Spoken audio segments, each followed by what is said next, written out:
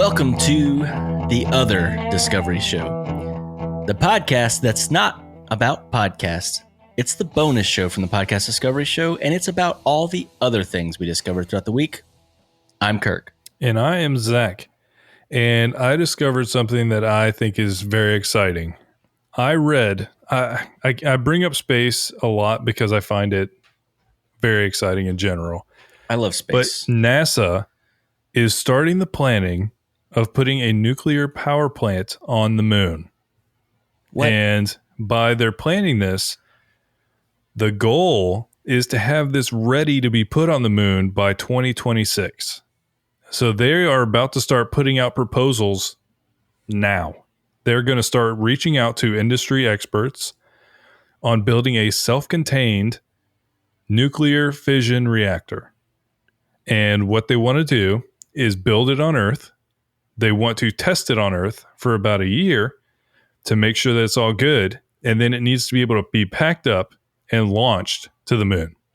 And then a lander would essentially lower this thing and put it onto the moon itself. And here's why this is amazing. This is the first step for one, traveling to somewhere like Mars. Because that's the reason we haven't been able to do it so far, is because it takes so much effort for us to get out of the atmosphere that we haven't been able to do that. And then also make, I think it's like 9 months in a spaceship to get to Mars. So we haven't been able to have enough stuff to just go straight there with people on board. You know, that's why we always send like rovers and things like that, because you can just send it. It takes what it takes and it just gets there eventually. Still going to send it. But this would mean this is also the first step for a moon base, like a semi-permanent moon base, where you would have a powered situation there where you could set up like a second stop. So instead of sending people straight to Mars, you would send people to the moon base where they could resupply, they could do whatever they need to do, and then you go from the moon base to Mars. Yeah, because then you don't have the atmosphere to fight with. Right. That's what I was thinking of. Okay, so at first, I'm not going to lie. The first thing I thought about was like, this is like some science fiction movie where we put a nuclear reactor on the moon and then it blows up a portion of the moon. Accidentally blow up the moon. And then, you know, we don't have tides anymore and the whole world is effed forever. I mean, that would be ridiculous. But I then realized the moon's pretty big. It's probably not going to destroy the whole moon. Worst case scenario. No, and I don't for think some reason something went wrong. I don't think it would be the same type of thing, because Chernobyl's like the worst possible thing we've seen, like on the planet, you know, like so far the worst like radioactive event we've seen is Chernobyl meltdown. But that didn't like blow up half of Russia. It literally just created like a radiation dead zone that's still there. Like, don't get me wrong, it wouldn't be good, but I don't think it like would blow up the moon. You know, they aren't trying to do something like gigantic enough that it could accidentally the moon.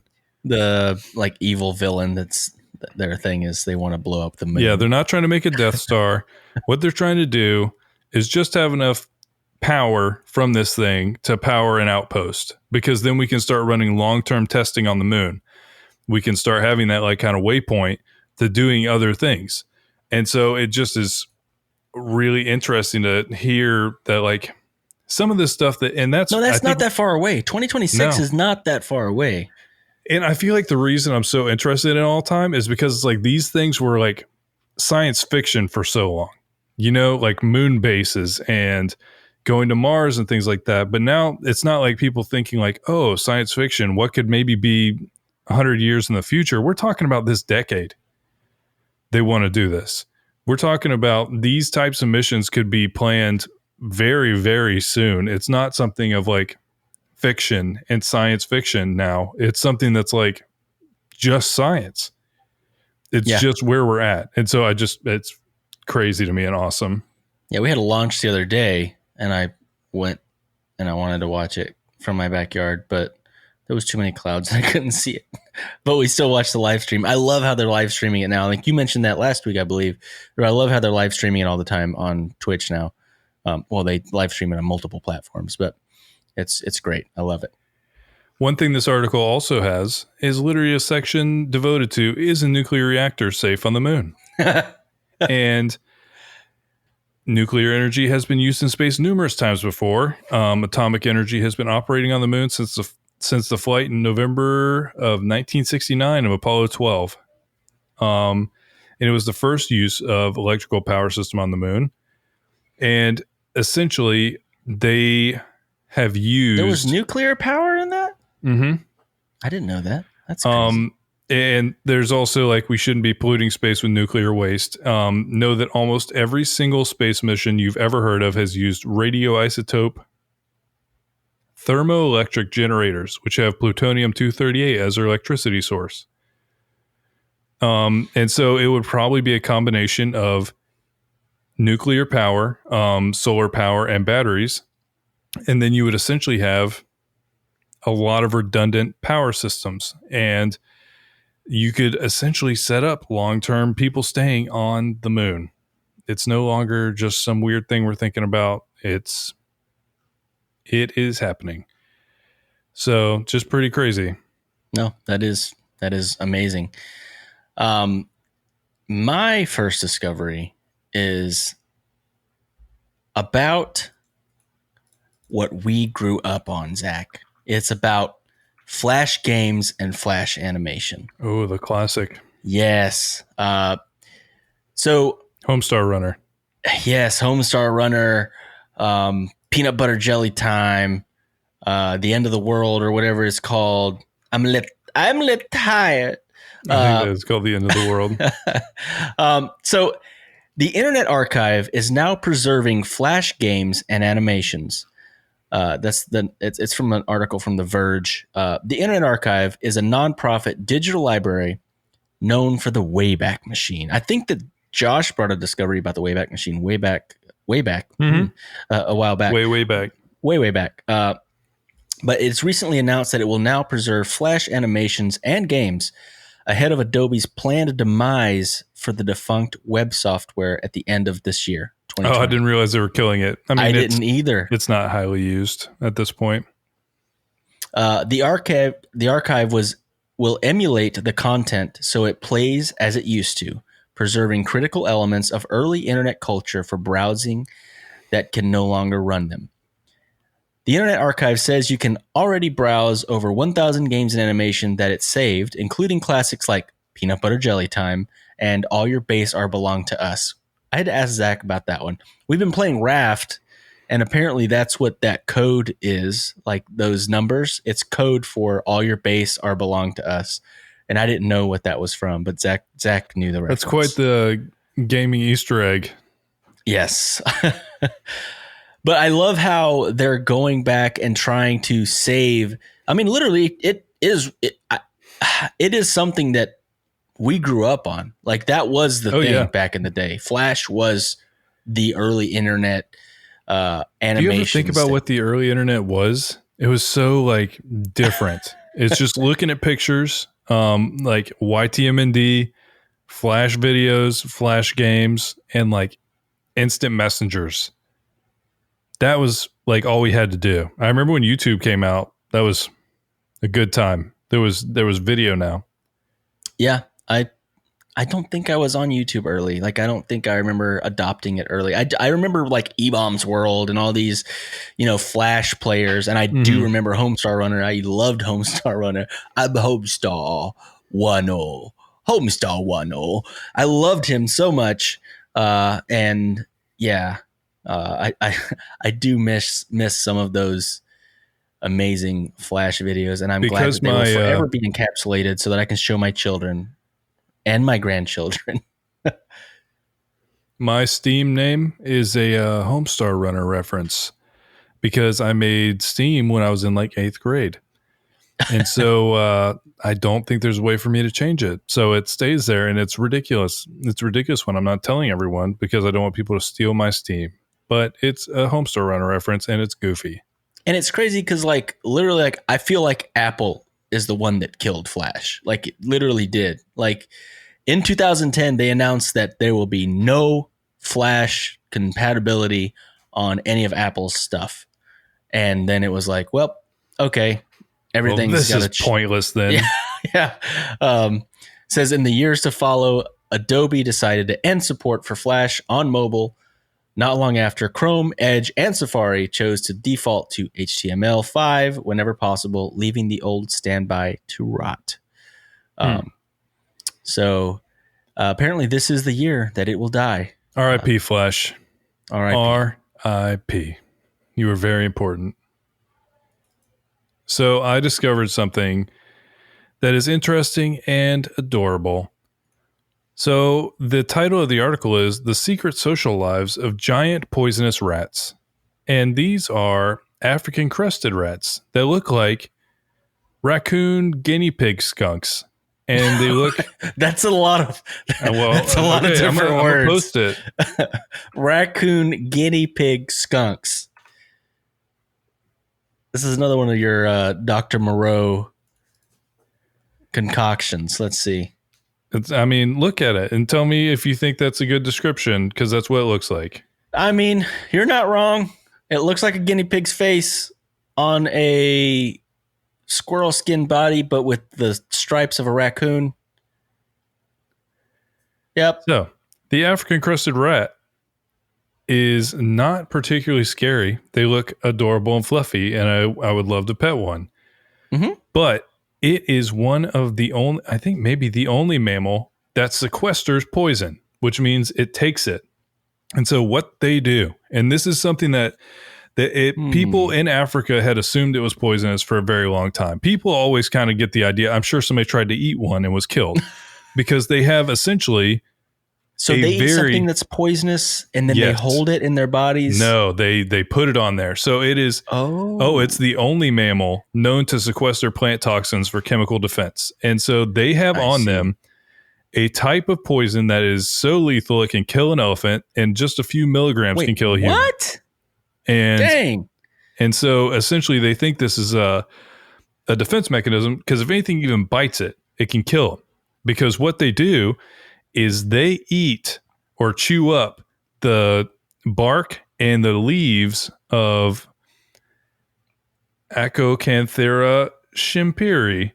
And it is the tree. Mm-hmm. It is the tree that they use to make poison arrows. Not with like poison dart frogs or anything like that, but they make poison arrows out of Africa from this tree for a very, very long time. And this rat eats this tree. Well, it doesn't eat it. It chews it up, and then it nibbles on those white stripes you see on it. And then when it's afraid, it puts them up, and the ends of those hairs are very specific types of hairs that are porous, and they hold onto the toxin like a sponge. What? So they're poisonous. Oh yeah, I see. Like they have like a microscope picture of the hair, right? Yep.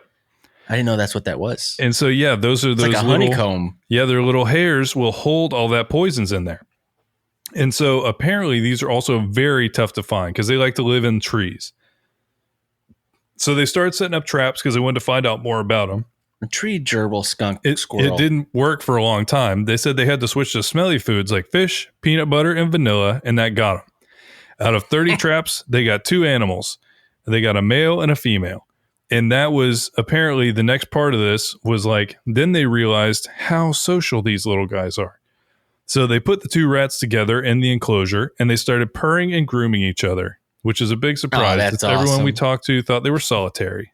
And then they realized they could study this. So they took an old cow shed and they turned it into a research station. So they made all these cool little nest boxes and put trees in there and had like different stuff so that the little rats could be in there and having a good time. They put cameras all over the place, and they essentially started tracking everything they were doing. And so they would hang out. Now, there's a funny quote in here. They're herbivores, essentially rat-shaped little cows. They spend a lot of time eating, but they walk around, mate, groom, climb up the walls, sleep in the nest box. And so they're just cute little rat guys. And then they found out that they're really social animals. They're monogamous.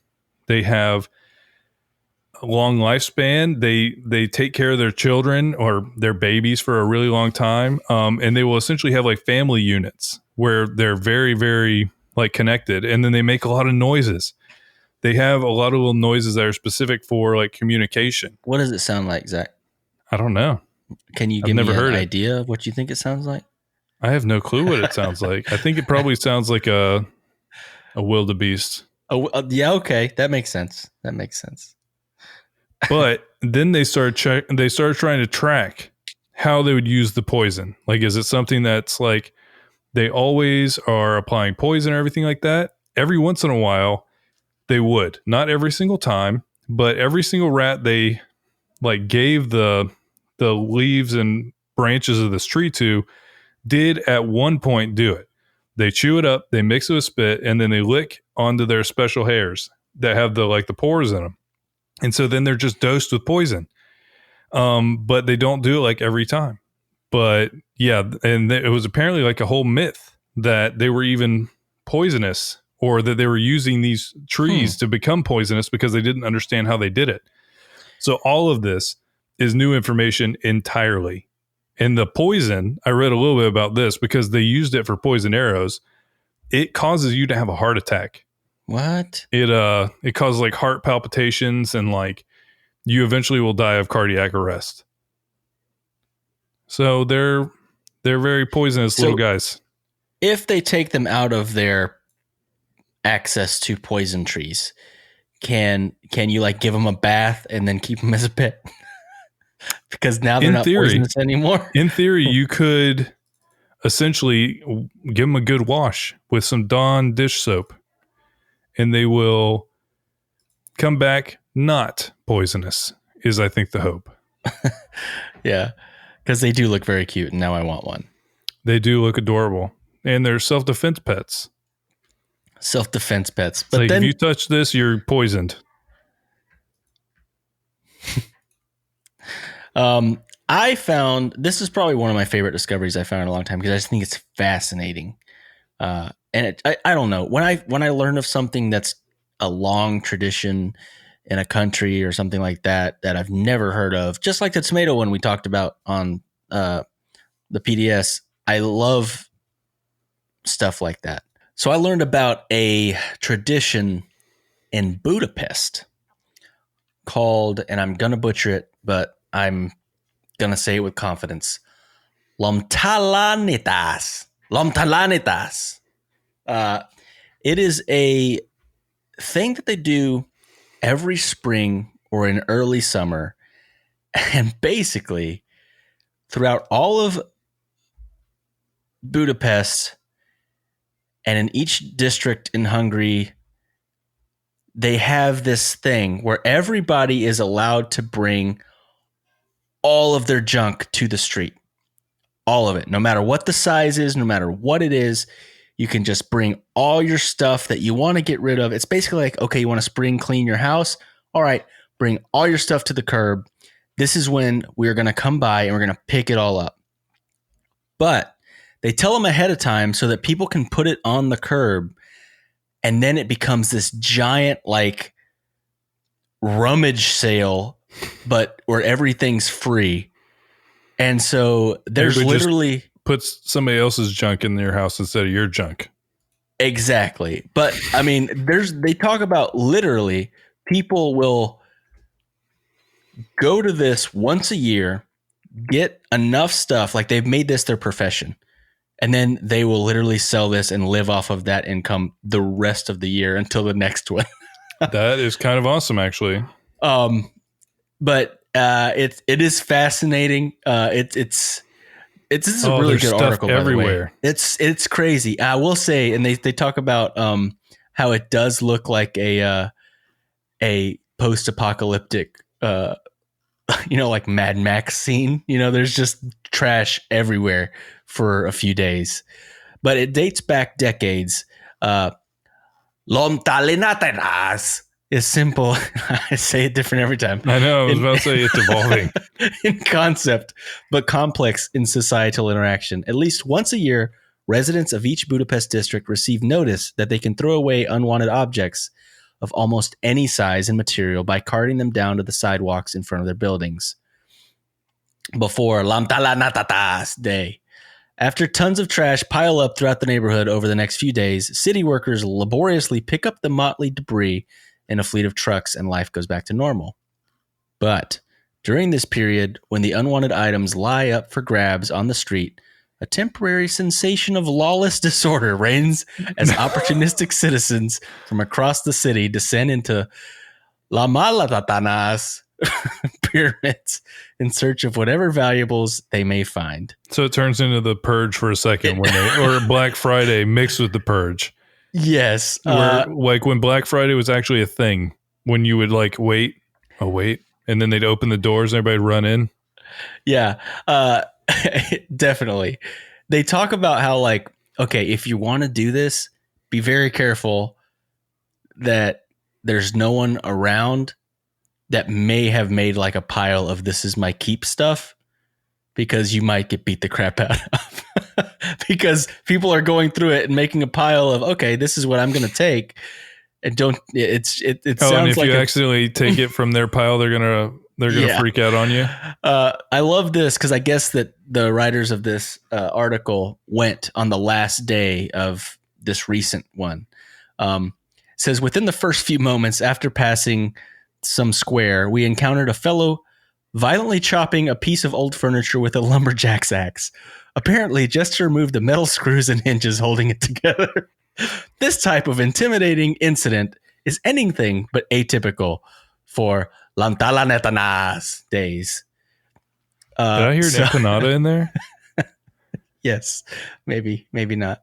But also, I thought another fascinating thing is they bring up the fact that it's like a buffet for local artists, because they'll go out there, they'll get scrap metal, they'll get things, and then they'll make art out of it. There's just so many different layers to, the fascinating. Yeah. And I also like that, like, there's an option. This is going to probably go to the trash, but hey, if you can use it, come take it. You know what I mean? It's like a yard sale, but not, because you're not making any money off of it. Yeah. But I don't know. I found it fascinating. Although it does look like a mess. Yeah, it sounds awesome though. I'm sure it would be intense to be in Hungary and try and do this, but I would go. That sounds fun. So I discovered something that might be important to others as it was to me for the vast majority of my life. I read a study that is literally a scholarly journal. So I will save you. This is going to be paraphrased, but it will be in the show notes if you'd like to check it out.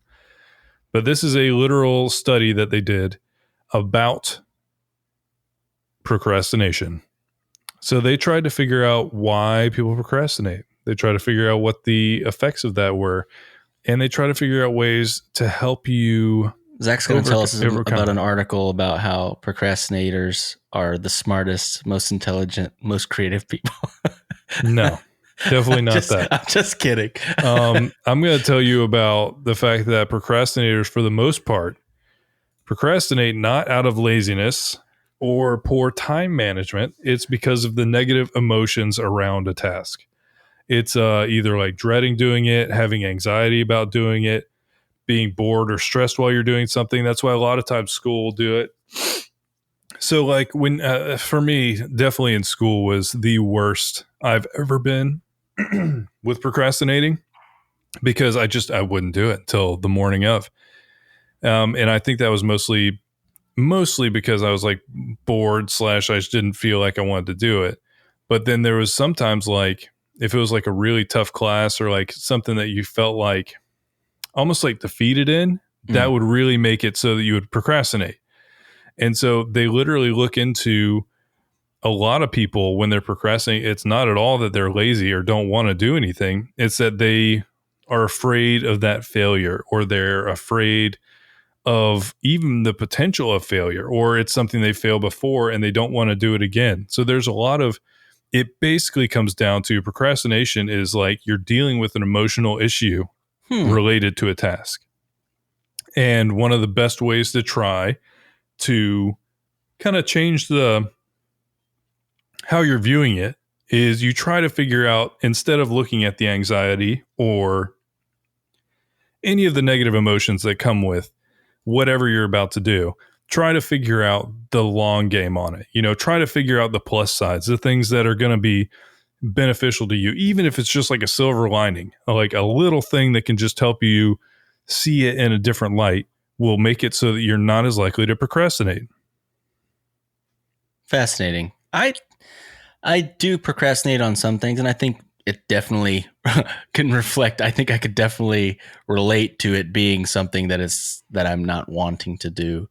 But I think overall I don't procrastinate all that much because I usually do the opposite. I'm like, oh God, I don't want to do this. Let me just get the freak over with. Yeah, that's what I've switched to as an adult. You know, it's like, let's rip the Band-Aid and then hang out. Yep, exactly. You know, when you do it, you get it over with, then you don't have to worry about it anymore. Yeah. Because sometimes, at least, and I think maybe more as an adult, like you said, I think I've realized that sometimes the anxiety of not wanting to do the thing is worse than actually doing the thing. Oh, for me, it always is. That's what ended up switching it for me, because I think this really shifted for me when I got out of school and I had to start doing like job interviews, because I would always get like job interviews at like 6 p.m. or something like that. And I'm like, I went through like a whole day of like, oh, I'm just nervous and like my stomach's in knots and all that. And so I was like, I would rather just do this interview at 7. So I'm barely awake and just like walk in without knowing what's going to happen and then just go. Then I'm done. Then I have my whole day to recover.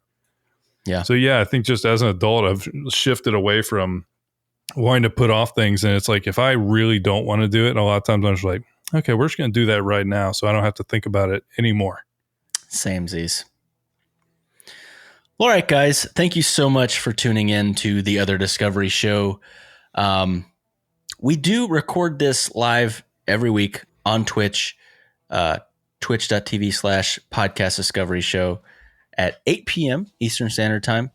And if you want to be a part of the show or watch it live, we'd love to have you guys come in. I like that we be able to share the links as we're talking about them, specifically like for TODS. It makes it a little bit more interactive and fun.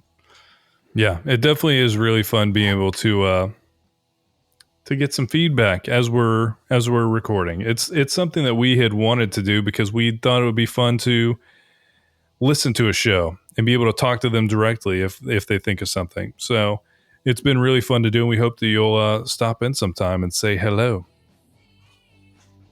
Yeah. So I hope you guys have a great week, and we will see you next week.